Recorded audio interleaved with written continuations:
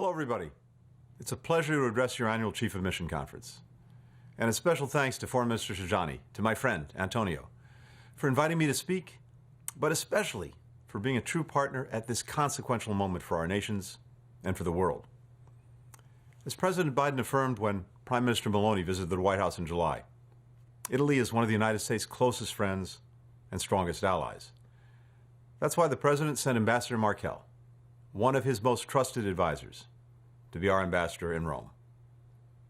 Through the G7, through NATO, through U.S.-EU cooperation, our two countries are partnering to address some of the most complex regional and global issues of our time.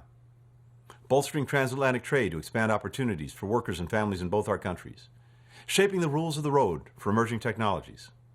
Helping to build a more free, open, secure, and prosperous Indo-Pacific. Advancing peace and security in North Africa. We're looking forward to Italy's G7 presidency next month, and to working together on an agenda that will advance concrete benefits for people across the world.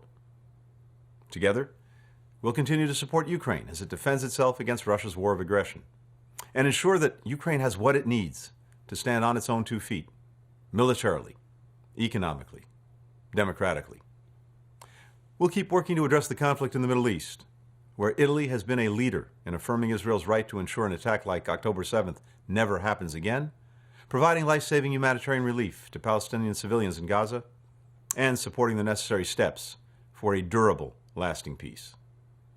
We'll accelerate our efforts to build more secure and resilient supply chains for critical technologies, like semiconductors.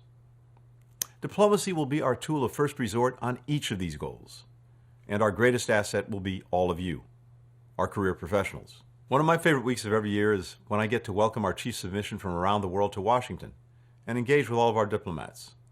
I'm confident Antonio feels the same way, including about Italy's extraordinary representative to the United States, Mariangela Zappia.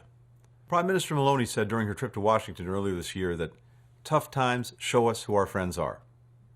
I'm confident that as we navigate these times, the close friendship between our nations and our people will help deliver a better future for Americans, for Italians, for people around the world. Grazie a tutti.